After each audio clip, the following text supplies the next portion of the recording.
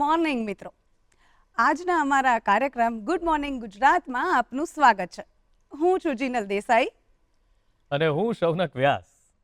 મિત્રો, આપણે બધા એવું સાંભળતા હોઈશું કે આજે ઘણા બધા લોકો એવું કહે છે કે ભાઈ મારી જિંદગી ભાગદોડ ભરેલી થઈ ગઈ છે. ઘણા બધા લોકો એવા હોય છે કે એવું કહે કે ભાઈ મારે તો આખી જિંદગી છે ને બહુ ભાગવાનું છે. અને બધા લોકો અલગ અલગ વસ્તુ પાછળ ભાગતા હોય છે. કોઈ પૈસા પાછળ ભાગતું હોય, કોઈ ફેમ પાછળ ભાગતું હોય અને કોઈ પોતાનું વજન ઓછું કરવા ભાગતું હોય. પરંતુ મિત્રો, આજે આપણે એક એવા વ્યક્તિ સાથે વાત કરવાના છીએ જેમણે ભાગવામાં પોતાનું કરિયર બનાવ્યું છે અને એ એક એવી પોસ્ટ પર કાર્યરત છે જેના વિશે કદાચ તમે સાંભળ્યું પણ નહીં હોય. હું સ્વાગત કરું છું આપણા અતિથિ લિહાઝ ત્રિવેદીનું, કે જેઓ રેસ ડિરેક્ટર છે. લિહાઝભાઈ, આપનું ખૂબ ખૂબ સ્વાગત છે અમારા આ કાર્યક્રમ. અને મેં કીધું એમ, આપણે ચર્ચાની શરૂઆત જ એ વાતથી કરીશું કે ભાઈ આ રેસ ડિરેક્ટર જે છે એ છે શું અને પોસ્ટ કેવી છે, એના વિશે વાત કરશો. તો મેરેથોન, રનિંગ ઇવેન્ટ્સ, આ બાબતે લોકોએ સાંભળ્યું હશે જી. અને હવે ઘણા ઇવેન્ટ્સ થઈ રહ્યા છે. તો રેસ ડિરેક્ટર એ એનો કમાન્ડર કહેવાય કે જે આખો ઇવેન્ટ ને દિશા આપે છે. બેઝિકલી પ્લાનિંગ જે થાય મેરેથોનનું, એનો race director is the main person. Okay. એને રૂટ કયો લેવો, કયા ઇવેન્ટથી વેન્યુથી શરૂઆત કરવી, કયા એરિયામાં એ ઇવેન્ટ કરવો, રોડ કેવા છે એ એરિયાના, અને રૂટ મેઝર કરવું. આ એક બેઝિક કામ છે રેસ ડિરેક્ટરનું. અને પછી એની પ્રિપેરેશન્સ કરવી. આપણે જેમ કોઈ ઇવેન્ટ હોય કે લગ્ન પ્રસંગ છે કે બર્થડે સેલિબ્રેશન છે, તો એક વેન્યુ હોય, એ વેન્યુ પૂરતો જ ઇવેન્ટ હોય. પણ મેરેથોન એક એવી વસ્તુ છે કે જેની અંદર વેન્યુની સાથે સાથે રોડ્સ પર ઇન્વોલ્વ છે, ટ્રાફિક પણ ઇન્વોલ્વ છે. એટલે રેસ ડિરેક્ટરની જોબ એ બહુ જ એક સિરિયસ પ્રકારની જોબ છે કે જેમાં 6 મહિનાનું પ્લાનિંગ જોઈતું હોય છે. જ્યારે પણ તમે એક ઇવેન્ટ નક્કી કરો છો તો એના માટેની ઘણી બધી તમારે વસ્તુઓનું ધ્યાન રાખવું પડતું હોય છે.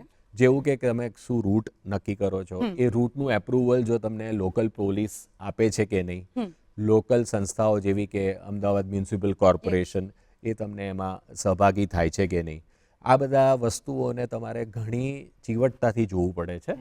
અને એકવાર એ રૂટ ડિસાઇડ થાય એના પછી એ રૂટને કેવી રીતે બ્લોક કરવો, ટ્રાફિકનું ડાયવર્ઝન કેવી રીતે કરવું, વોલેન્ટિયર્સની સેવાઓ કેવી રીતે આપવી. ઘણા બધા સ્વયંસેવકો આના માટે તત્પર હોય છે કે અમે એક મેરેથોનની રેસની અંદર સેવા આપીએ. અને એના માટે રેસ ડાયરેક્ટર આ બધી જ વસ્તુઓ નક્કી કરતા હોય છે. એટલે 6 મહિના પહેલાંથી અમારું પ્લાનિંગ શરૂ થાય. હાફ મેરેથોન રેસ કે જે 21.1 કિલોમીટરની હોય છે, તો એની અંદર લગભગ શહેરનો 10 થી 10.5 કિલોમીટરનો રસ્તો રોકાયેલો રહે. એટલે એ 10 થી 10.5 કિલોમીટરનો રસ્તો 5 કલાક માટે રોકાયેલો રહે તો એની વ્યવસ્થા કેવી રીતે કરવી. અને જે સ્પર્ધકો છે એમને તમે કેવી રીતે એક એન્વાયરમેન્ટ આપી શકો કે એમને લાગે કે એ લોકો આજે રોડના રાજા છે, રોડ એમના માટે જ છે અને ટ્રાફિક તમે ડાયવર્ટ કરો છો.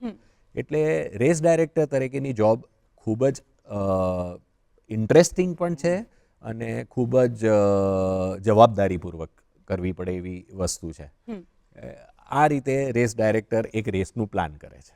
જી સર, મને છે ને પહેલાં તો આપનું નામ ખૂબ ગમ્યું. મેં આપની સાથે એ જ ચર્ચા કરી, કારણ કે લિયાઝનો એક મતલબ અમે એમ સમજીએ છીએ કે રિસ્પેક્ટ, લિયાઝ કરો સર. બટ તમે મને એક બીજો મતલબ સમજાવ્યો, જરા ફરી કહો એ તમારું નામ કઈ રીતે? એકચ્યુઅલી એ સંસ્કૃત સંધિ છે. જી. લિહાસ એટલે હાસ્યમાં લીન. somebody who is involved, એટલે ફેસ જેનો સ્માઇલિંગ હોય. તો રાઈટ સર, હવે મારે એ પૂછવું છે કે મેરેથોન જે દોડવાની વાત અને જે આ પ્રકારની આપ રેસ આયોજિત કરો છો, એમાં એકદમ પેલા જે સ્પોર્ટ્સમાં જે પોતાનું કરિયર બનાવવા માંગે છે એવા જ લોકો નથી હોતા. મોટા ભાગના એવા હોય છે કે જેમને મેરેથોન દોડવી છે, બરાબર? તો સર, આપ તો દોડાવવાની વાત કરો છો, આપ કેવી રીતે દોડતા થયા? આમાં કેવી રીતે પહેલેથી જ, એટલે આપ મારા જેવા હતા કે નાકે પણ જવું હોય તો સીધું સ્કૂટરને કિક મારી અને આપણે જઈએ, કે આપ પહેલેથી જ આ ફિટનેસ ફ્રીક છો? આ આવ્યું ક્યાંથી આ દોડવાની વાત? બહુ ઇન્ટરેસ્ટિંગ વાત છે. હું બાસ્કેટબોલ પ્લેયર હતો. ઓકે. અને ક્રિકેટ પણ રમતો, કારણ કે આપણા દેશમાં ક્રિકેટ એક ધર્મ છે. એટલે ક્રિકેટ તો બધા જ રમ્યા હોય, પણ સાથે સાથે હું બાસ્કેટબોલ પણ રમતો. મારી સારી હાઇટ હોવાના કારણે બાસ્કેટબોલમાં એડવાન્ટેજ મળે અને મને ગેમ પણ ખૂબ ગમતી. અને મારો એક એક્સિડન્ટ થયો અને એમાં મને ની ઇન્જરી થઈ. હવે કોઈ બી સ્પોર્ટ માટે ની is a very important thing, બરાબર છે. હવે ની ઇન્જરી થયા પછી મને ડૉક્ટર્સે એવું કહ્યું કે તમે કોઈ બી સ્પોર્ટ કન્ટિન્યુ નહીં કરી શકો. એટલે બિંગ અ સ્પોર્ટ્સ પર્સન મેં એક ચેલેન્જ લીધી કે આવું તો પોસિબલ નથી. અને 6 મહિના સુધી હું ખાટલાવશ રહ્યો અને પછી મેં ધીરે ધીરે વોક કરવાનું શરૂ કર્યું. વોકિંગ બદલાયું જોગિંગમાં અને જોગિંગ ધીરે ધીરે બદલાયું રનિંગમાં. શરૂઆતમાં અમદાવાદના રસ્તાઓ પર દોડતો ત્યારે લોકો કહેતા કે આ ભાઈ લંગડાતા દોડે છે, અને ખરેખર રીતસર તમને લાગે કે આ લંગડાતા દોડી રહ્યા છે, પણ મેં કોશિશ ચાલુ રાખી અને આવી રીતે મારી રનિંગની જર્ની શરૂ થઈ. 2004માં મેં મુંબઈમાં હાફ મેરેથોન દોડી અને એવી રીતે હું મેરેથોનની દુનિયામાં ઇન્ટ્રોડ્યુસ થયો. પછી મને આ બહુ જ ઇન્ટરેસ્ટિંગ લાગ્યું, એટલે દર વર્ષે મેં મુંબઈ, દિલ્હી આ બે જ જગ્યાએ મેરેથોન થતી પહેલાં, એટલે બંને જગ્યાએ મેં દોડવાનું શરૂ કર્યું. પછી ફૂલ મેરેથોન એટલે કે 42.2 કિલોમીટરનું ડિસ્ટન્સ હું દોડ્યો. અને એવી રીતે એ ક્યારે લિમ્પિંગ જતું રહ્યું અને ક્યારે હું આટલું સારી રીતે દોડતો શરૂ થઈ ગયો મને પોતાને ના ખબર પડી. અને that is how I started આ જર્ની. બરાબર. અને આ જર્ની આગળ વધતી ગઈ. 2010ની અંદર હું એથેન્સ, કે જે મેરેથોનનું મેક્કા કહેવાય, બિલકુલ, કે જ્યાંથી શરૂઆત થઈ મેરેથોનની, ત્યાં હું દોડવા ગયો અને મારી આંખો ઉઘડી ગઈ કે એક સાથે 40,000 લોકો 42.2 કિલોમીટરની મેરેથોન દોડતા હતા. 40,000 એક સાથે 40,000 લોકો. અને એનું 2500 વર્ષનું એક એપ્રિશિએશન યર હતું. એમાં હું ભાગ લેવા ગયો અને ત્યાંથી આ જર્ની શરૂ થઈ. ક્યાં બાત હે સર, ક્યાં બાત હે. એટલે મજાની વાત છે. યસ. અને તમારી જે જર્ની છે એ જ ઇન્સ્પાયરિંગ જર્ની છે કે ભાઈ તમને નીમાં પ્રોબ્લેમ થયો, સ્ટીલ તમે રનિંગ શરૂ કર્યું. કારણ કે આજકાલ આપણે સાંભળીએ તો કે ભાઈ ના, મને નીમાં પ્રોબ્લેમ છે, હું ચાલી નહીં શકું, એમ મોસ્ટલી લોકો એવું કહેતા હોય છે. તો આ બધા જે મિથ છે એના વિશે તમે થોડી વાત કરો. આજના જે યંગસ્ટર છે એ લોકો બી અત્યારે સ્પોર્ટ્સ માટે થોડું ઓછું એટલે અમારા જેવા હોય, કોઈ દોડવાનું શરૂ કરે એટલે એમ તરત કહે બહુ દોડવાનું નહીં, પગ ઘસાઈ જશે, ની ઘસાઈ જશે, બહુ દોડવાનું નહીં, એ સારું નહીં. પછી પેલું તમારે કાયમ સિન્ડર ટ્રેક પર દોડવું જોઈએ, પેલા ગાર્ડનમાં જ માટીવાળા રસ્તા પર. તો અહીં તો તમે રોડ પર દોડો છો મેરેથોનમાં. તો આ બધું શું સાચું અને શું ખોટું એ જણાવો. એના વિશે થોડી વાત કરશો. જેમ તમે કહ્યું એમ આ મિથ જ છે કે દોડવાથી તમારા ની ખરાબ થાય. યસ. તમારા ફેમિલી અને તમારા ફેમિલીમાં જે લોકો દોડતા હોય અને જેણે ની રિપ્લેસ કરાયા હોય એવા દાખલા આપો. હા, બિલકુલ. જે નહીં દોડતા હોય એના તો ની રિપ્લેસ થયા જ છે, હા. પણ જે દોડતા હોય અને ની રિપ્લેસ થયા એવા દાખલા આપો, નહીં મળે તમને. ઓકે. એટલે આ એક મોટી મિથ છે કે દોડવાથી તમારા ની ખરાબ. ઇનફેક્ટ એવું કહેવાય કે તમે દોડો અથવા તો નીને જેટલું વાપરો એટલું વધારે. જેમ આપણે કહીએ છીએ ને કે એનું ઓઇલિંગ થતું રહેવું જોઈએ. Yes, right. એટલે ની જેટલા યુઝ કરો એટલા જ સારા રહેવાના છે. તમારા પાર્ટ્સ કોઈ બી હોય, બોડીના પાર્ટ, એને જેટલું યુઝ કરો એટલું સારું કામ આપવાના છે. યસ. એટલે એ બહુ મોટી મિથ છે.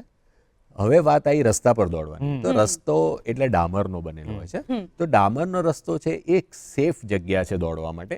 એનાથી તમને થોડો બાઉન્સ મળે અને ની ઉપર જર્ક નથી આવતો. અચ્છા. ઓકે. સિન્ડર તો બહુ જ સારી વસ્તુ કહેવાય કે તમે જો સિન્ડર પર દોડો તો એ સૌથી કમ્ફર્ટેબલ રન કહેવાય. પણ આપણી પાસે એવા સિન્ડર ટ્રેક્સ એટલા બધા અવેલેબલ નથી. યસ.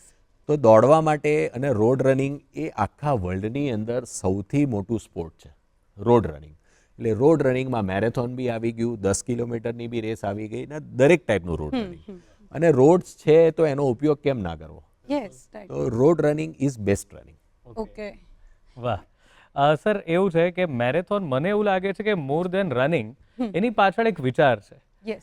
કદાચ એ વિચાર એવો છે કંઈક, કારણ કે મોટા ભાગે મેં જેટલી મેરેથોન હમણાંથી બધી થતી હોય છે કોઈ કોઝ માટે થતી હોય છે અને ઘણા બધા લોકો આવતા હોય છે. તો એ રીતે મેરેથોનની જે વાત છે એને આપણે આપ કઈ રીતે જુઓ છો? કારણ કે આપ તો એ ઓર્ગેનાઇઝ કરો છો, જી. તો એ કેવી રીતે એની અંદર વણાઈ ગઈ છે હવે? એટલે બેઝિકલી કેવું છે કે તમે આગલા પ્રશ્નમાં બી પૂછ્યું મને કે ભાઈ આ મેરેથોન દોડવાવાળા જે હોય છે એની ઉંમર છે ને જનરલી 30 થી 70 વર્ષના લોકો. આ 30 થી 70 વર્ષના લોકો એવા હોય છે કે જે એમની કરિયર બિલ્ડ કરવા માટે ના રસ્તા પર ચાલી નીકળ્યા હોય છે. 30 વર્ષના તો ચોક્કસ. Of course, right. એટલે શું થાય છે કે તમે એક ફિટનેસને અવગણના કરો છો. કરો છો. એટલે બેઝિકલી હવે મેરેથોન રનિંગ શરૂ થવાથી કે લોંગ ડિસ્ટન્સ રનિંગ શરૂ થવાથી તમને એક મોકો મળે છે કે તમે આ ફિટનેસમાં પાછા આવો. અને રનિંગ એવું છે કે it is a natural thing for a human being. Yes. Okay કે તમે જ્યારે નાના બાળકને જુઓ તો એ દોડતું હોય, યસ રાઈટ એટલે એ નેચરલ વસ્તુ છે આપણા માટે. વોકિંગ રનિંગ એ નેચરલ વસ્તુ છે. તો સૌથી ઇઝી અને સૌથી કોસ્ટ ફ્રેન્ડલી ઓકે એ રનિંગ જ છે. રાઈટ રનિંગની અંદર તમારે એક શૂઝ જોઈએ, હા એક ટી શર્ટ અને એક શોર્ટ્સ પહેરો યસ એટલે તમે રનિંગ કરવા જઈ શકો. રાઈટ રાઈટ અને એના માટે કોઈ સ્પેસિફિક શૂઝ પહેરવા એ બધી કંપનીઓની એડવર્ટિઝમેન્ટ હોય છે. બરાબર. ઓકે બરાબર છે. તમે કોઈ બી એક સ્પોર્ટ્સના શૂઝ કે જે તમારા માટે કમ્ફર્ટેબલ હોય, તમને નીને જર્ક ના આપે, ઓકે એવા શૂઝ લઈને તમે રનિંગ કરી શકો. ઓકે કોઝિસ જે જોડાયા છે રનિંગ સાથે એ બહુ જ ઇમ્પોર્ટન્ટ છે. કે આજે કોઈ બી એક કોઝને તમે સપોર્ટ કરીને દોડવા જાઓ તો કોકને હેલ્પ થાય છે. જી. અને there are lot of causes in our country. Yes right આપણી કન્ટ્રીની અંદર અત્યારે ડ્રગ મિનેસ ચાલી રહ્યો છે. હમ જે યંગસ્ટર છે એ ખોટી ડાયરેક્શનમાં જઈ રહ્યા યસ છે. રાઈટ તો ડ્રગ એબ્યુઝ સામેના કોઝમાં તમે રનિંગમાં જોડાઓ. અને આવી એક્ટિવિટીમાં જોડાવાથી જે રનિંગની રજિસ્ટ્રેશન ફી હોય છે એનો અમુક પાર્ટ યસ એ કોઝ માટે હેલ્પ થતો હોય છે, એમાં મુકાતો હોય છે. કોઈ ડિસેબિલિટીનો કોઝ હોય તો એના માટે, ઓર્ગન ડોનેશનનો કોઝ હોય, આવા ઘણા બધા કોઝ છે જેના માટે રનિંગ ઇવેન્ટ્સ ઓર્ગેનાઇઝ થતા હોય છે. અને આમાં ઘણી ખરી 50%ની રાશિ જે રજિસ્ટ્રેશન ફીઝ હોય છે એ એમાં ડોનેટ થતી હોય છે. એટલે આખા વર્લ્ડની અંદર આવા કોઝિસ માટે રન થઈ રહ્યા છે. અને ઇન્ડિયામાં અને આપણા સિટીમાં પણ આવા રન શરૂ થઈ ગયા છે. યસ એ એક ખૂબ જ સારી સાઇન છે.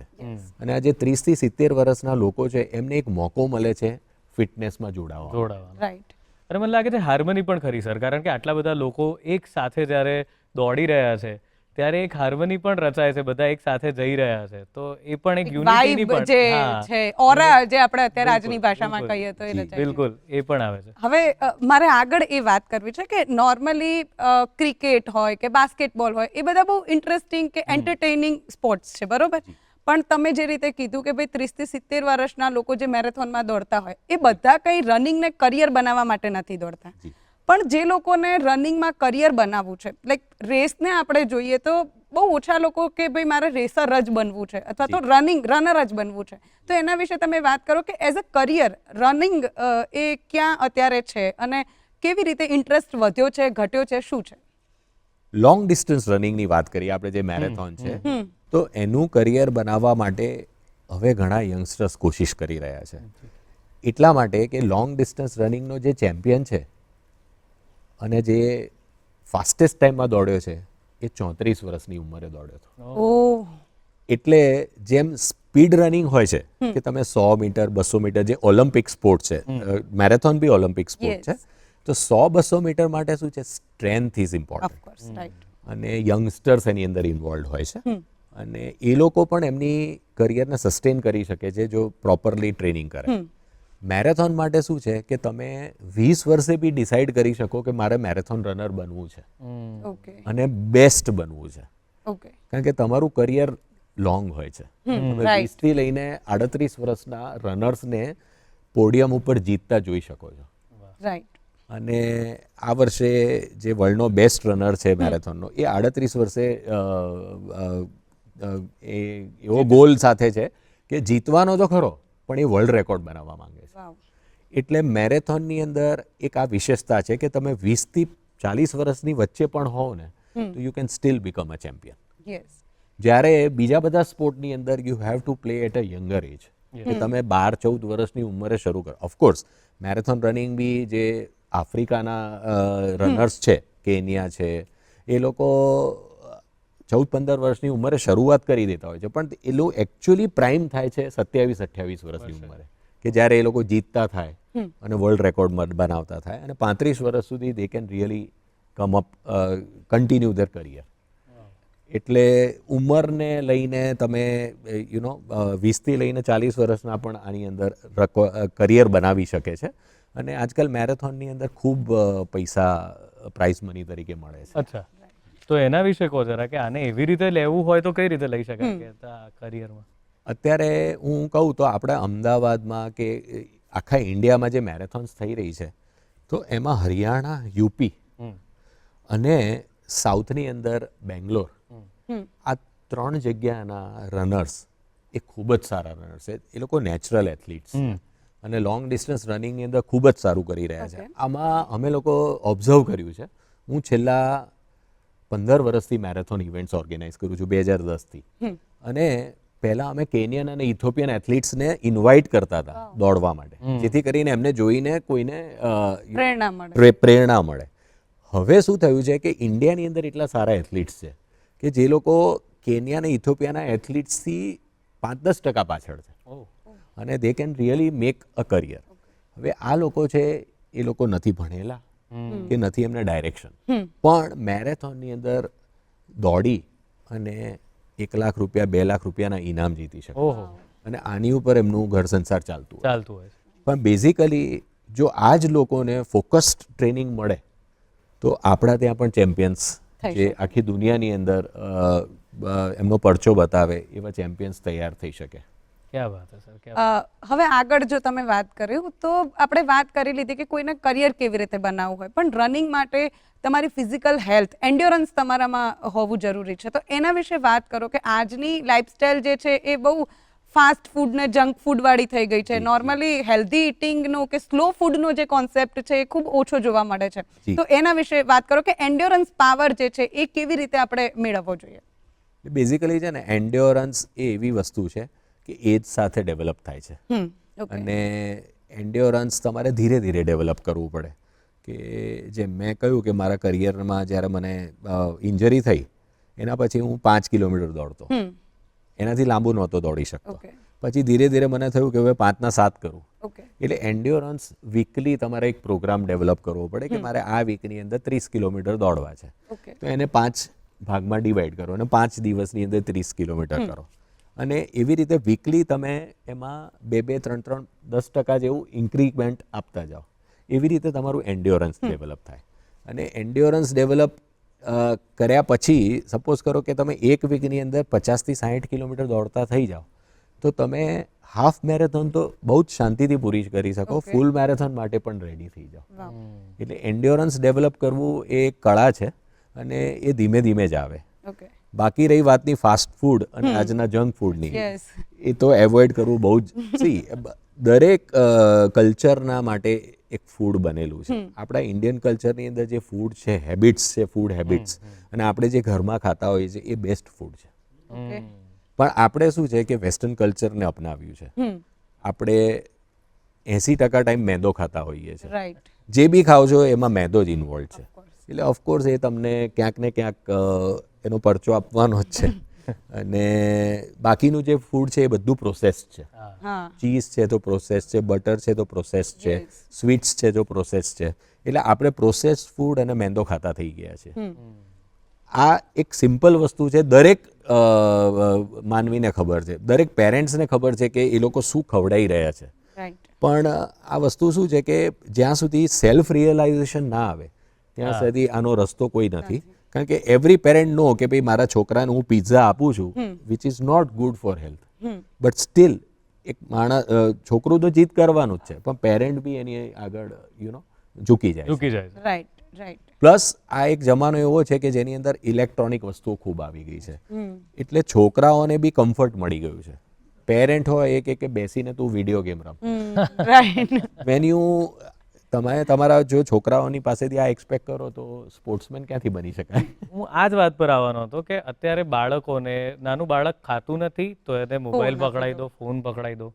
હવે એની જે રમતો છે ને એ માત્ર સ્ક્રીન સામેની જ રમતો થઈ ગઈ છે. તો એવા સંજોગોમાં જો બાળકને આવી રીતે એન્કરેજ કરવું હોય તો તમારા મતે રસ્તો કયો કે એને આપણે એન્કરેજ કરી શકીએ કે જેના લીધે જાતે જ સમજીને છોડીને આમાં જાય? તમને શું લાગે છે? એન્કરેજ કરવું જ જોઈએ. જેમ તમે સ્ટડી માટે આપણે જોઈએ છે કે કોમ્પિટિટિવ વર્લ્ડ છે, એ જ મા બાપ જે છોકરાને સ્પોર્ટ્સમાં એન્કરેજ નથી કરતા એ સ્ટડી માટે એટલું બધું વધારે પ્રેશર નાખે છે કે છોકરું ડિપ્રેશનમાં આવી જાય. બિલકુલ સાચી. અને ડેલી બેઝિસ ઉપર એને એવું થાય છે કે હું પાછળ છું, હું આગળ છું. બેઝિકલી સ્ટડી એ એક એવી વસ્તુ છે, કોઈ બી માણસ સ્ટડી એના માટે કરતું હોય છે કે એને દુનિયા વિશે ખબર પડે. બરાબર છે. ક્લાસની અંદર 40 વિદ્યાર્થી હોય તો એમાંથી 2 જ ડૉક્ટર બનવાના છે અને 10 જ એન્જિનિયર બનવાના છે. બરાબર છે. અને મારા ટાઈમમાં મને ખબર છે કે ડૉક્ટર એન્જિનિયર ના બની શકો એટલે બાકીના બધા ડફોડ. હવે એક એવો ટાઈમ આવ્યો છે કે જેની અંદર ડિફરન્ટ સબ્જેક્ટ્સની અંદર ઓપનિંગ મળ્યા છે લોકોને. Arts is very good, commerce is very good. આજે તમે જુઓ તો સૌથી વધારે જોબ્સ ફાઇનાન્સમાં છે. ફાઇનાન્સમાં. રાઈટ. તો કોમર્સના સ્ટુડન્ટની વેલ્યુ સૌથી વધારે છે. ચાર્ટર્ડ એકાઉન્ટ્સની value is more than even doctors. આજે ડૉક્ટર કરતાં ઇલેક્ટ્રોનિક્સની અંદર જે ભણે છે એન્જિનિયર્સ એની વેલ્યુ વધારે છે. અને એવી પરિસ્થિતિ આવી છે કે લોકોને ડૉક્ટર નથી બનવું, કારણ કે doctor is a very serious job. રાતના 12 વાગે બી જવું પડે અને બપોરે 2 વાગે બી ઓપરેશન કરવું પડે. એટલે કરિયર હવે પેરેન્ટ્સ એવું વિચારવાનું છે કે sports is also a big career. આપણે બધાને ખબર છે કે વિરાટ કોહલી અને ઇન્ડિયન ટીમમાં આવવા માટે તમારે કેટલી મહેનત કરવી પડે અને એ મહેનત પાછળ એની પાસે એને એવા રિવોર્ડ્સ પણ મળે છે. તો ફૂટબોલ છે, બાસ્કેટબોલ છે, બીજી ઘણી ગેમ્સ છે કે જેની અંદર એથ્લેટિક્સ છે, લોંગ ડિસ્ટન્સ રનિંગ છે, આ બધામાં કરિયર બિલ્ડ થઈ શકે. અને આપણે દુનિયાના પ્લેયર્સ બધા જોયા છે કે ભાઈ ફૂટબોલની અંદર મેસી કે રોનાલ્ડો આવા પ્લેયર્સ છે કે જે લોકોને વિશ્વ ખ્યાતનામ તો છે જ, પણ સાથે સાથે ખૂબ પૈસા બી મળ્યા છે. એટલે આપણે જેમ જોઈએ છે ક્રિકેટમાં રોહિત, કોહલી, જાડેજા આ બધા બી ખૂબ પૈસા કમાયા છે, પણ મહેનત બી એટલી છે. તો સ્પોર્ટ્સને ફોકસ કરીને કરિયર બનાવવા માટે બી પેરેન્ટ્સે ઇન્ટરેસ્ટ લેવો જોઈએ. તો મિત્રો, આપણે વાત કરી રહ્યા છીએ ભાગવાની અને સાથે સાથે સમય પણ ભાગી રહ્યો છે. આપણે આ ચર્ચાનો દોર આગળ વધારીશું, પરંતુ અત્યારે સમય થયો છે એક નાનકડા વિરામનો. મળીએ વિરામ બાદ.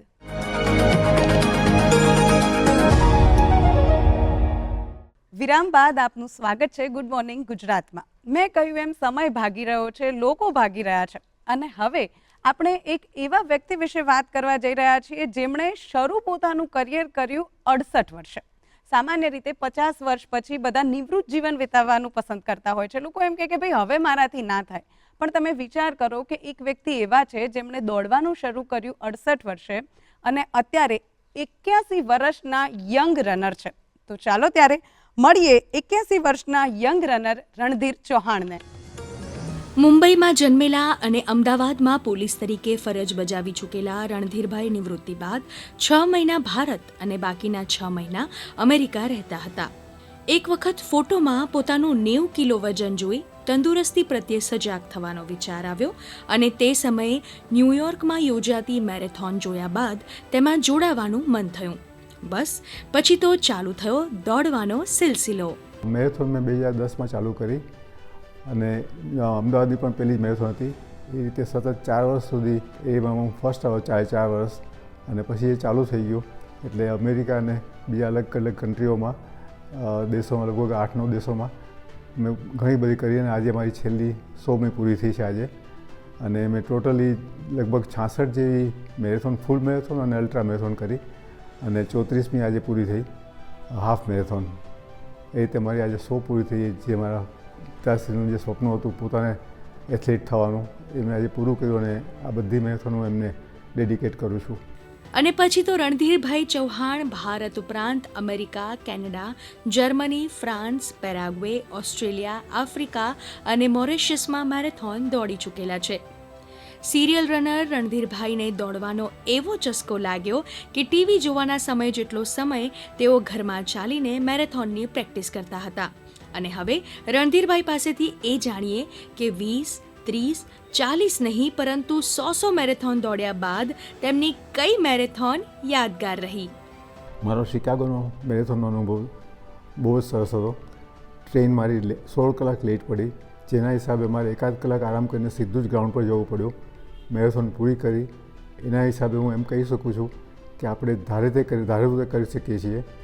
જેના નામમાં રન છે તેવા રણધીર ચૌહાણ સાથે તેમના પત્નીનો પણ મેરેથોન સફર કેવો રહ્યો આવો જોઈએ.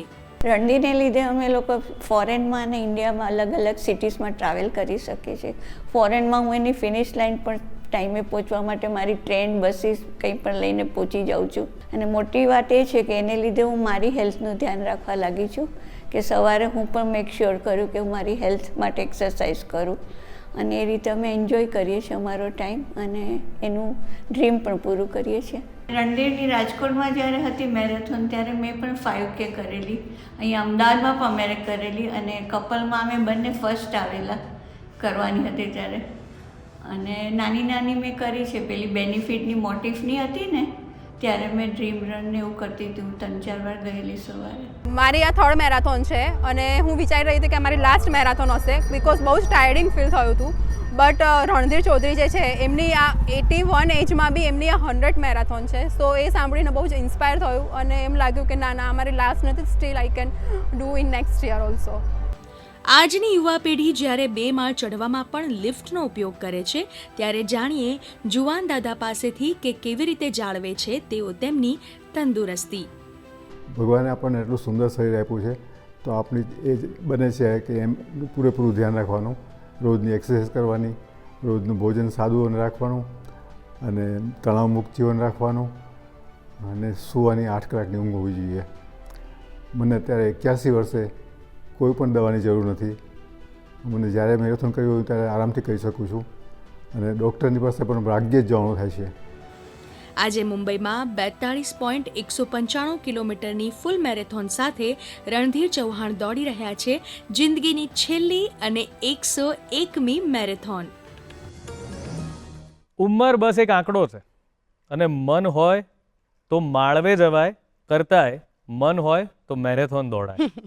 સાહેબ 81 વર્ષના યુવાન ચૌધરી સાહેબે 100 રેસ પૂરી કરી નાખી એટલે ઉંમર કરતાં 19 વર્ષ આગળ નીકળી ગયા છે ભાગતા ભાગતા.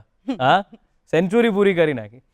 આ જ છે ઉત્સાહ, માણસના મનની આ જ ખાસિયત છે કે એકવાર જો માણસ નક્કી કરી લે તો કંઈ પણ કરી શકે છે. અને ખાસ કરીને સ્પોર્ટ્સ એક એવી વાત છે, એક એવી વસ્તુ છે કે જે તમને અંદરથી અને બહારથી બંને રીતે યંગ રાખે છે.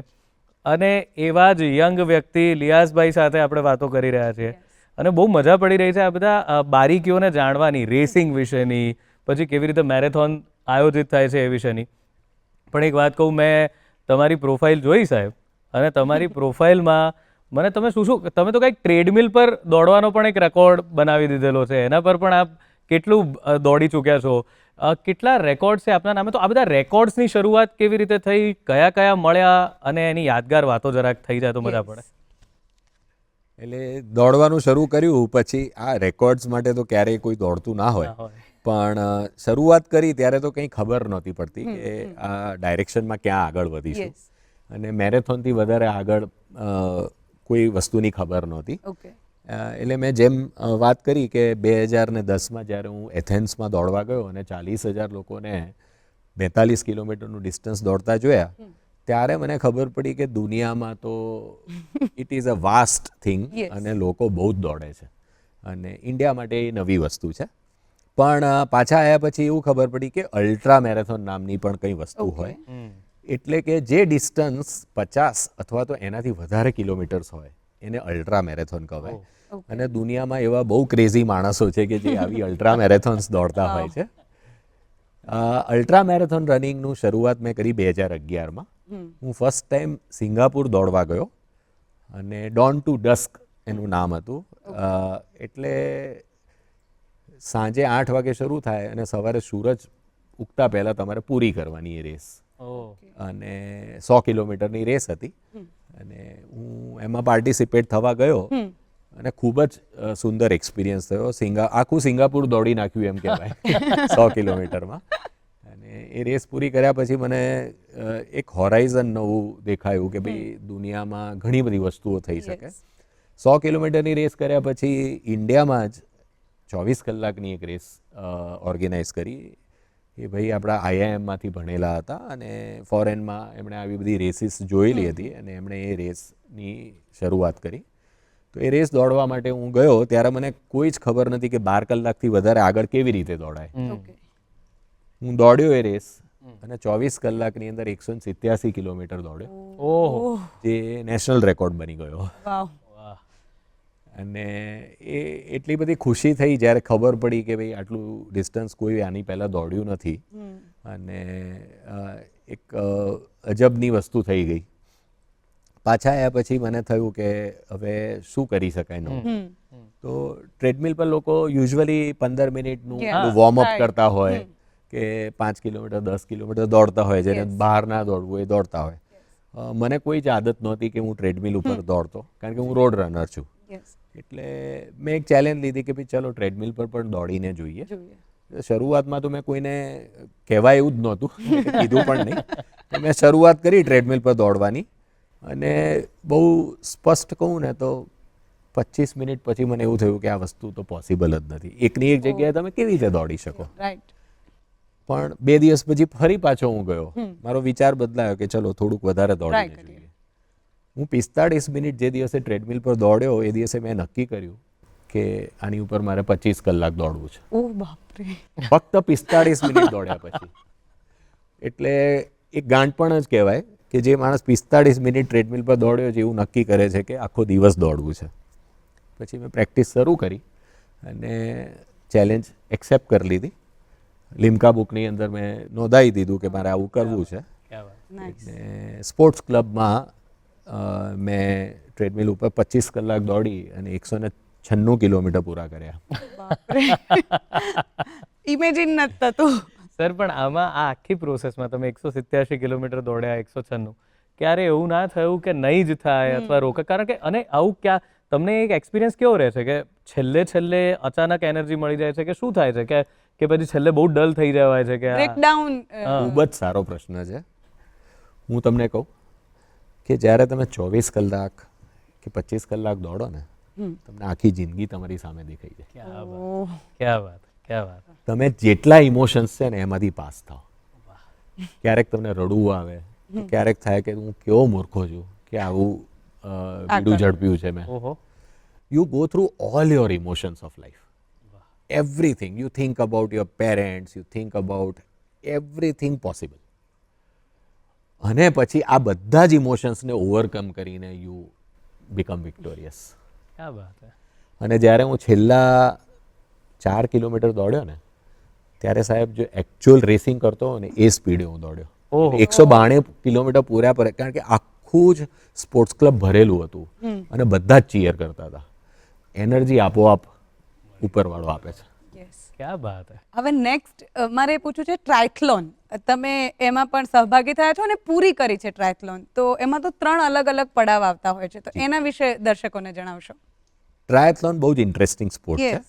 એની અંદર સ્વિમિંગ, સાયકલિંગ અને રનિંગ આ રીતે થતું હોય છે. સૌથી પહેલાં તમારે સ્વિમિંગ કરવાનું હોય, પછી સાયકલિંગ અને પછી રનિંગ. એટલે બેઝિકલી રનર હું હતો, અને સાયકલિંગ કેવું છે કે સ્કૂલમાં સાયકલ પર જતા એટલે સાયકલ ચલાવી હતી. એવો એક્સપિરિયન્સ હતો કે ભાઈ સાયકલ ચલાવી શકાય. યસ. પણ સાયકલ એ બહુ ટેકનિકલ વસ્તુ છે. હા. ઓકે. સાયકલની અંદર gear, speed, Right. Road bike, mountain bike, બહુ જુદી જુદી અલગ ટાઈપની સાયકલ્સ અવેલેબલ હોય છે. એટલે જ્યારે એવું નક્કી કર્યું કે ભાઈ આવું ટ્રાયથલોન કરવું છે, તો આ સાયકલો વિશે સ્ટડી કર્યો કે ભાઈ આ બધી સાયકલો શું હોય છે. કે આપણે તો નોર્મલ પેલી BSAની સાયકલ ચલાવી હતી, હર્ક્યુલિસ, અને એના સિવાય કંઈ ખબર પડતી નહોતી.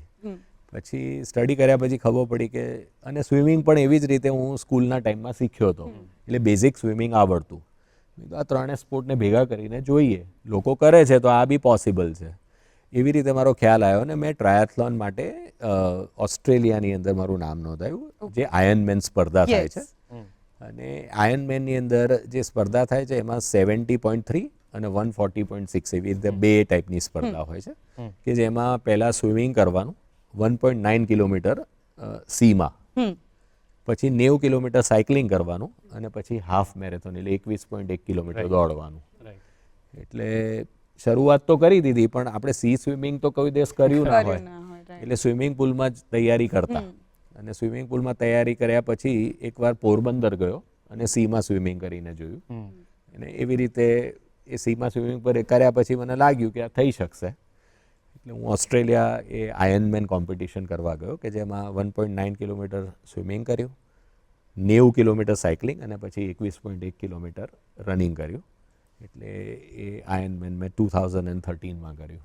ક્યાં વાત હે સર, બહુ જ ઇન્સ્પાયરિંગ વાતો છે ને. Right. તમારા માટે મને એક લાઈન મગજમાં આવી છે કે તમે જે રીતે જ્યાંથી એક ની ઇન્જરીમાંથી અહીં સુધી પહોંચ્યા છો, તો એવું કહેવાય કે ઉડવાની જીદ હવે મેં કરી છે, આકાશને કોઈ એની ઊંચાઈ વધારી. વાવ. હે સાહેબ? ક્યાં વાત. અને આવતા એપિસોડમાં આપણે આવા જ એક સરસ મજાના મહેમાનને મળી અને ઘણી મજાની વાતો કરવાના છીએ. ત્યાં સુધી મને અને જીનલને રજા આપો. ફરી મળીશું. નમસ્કાર.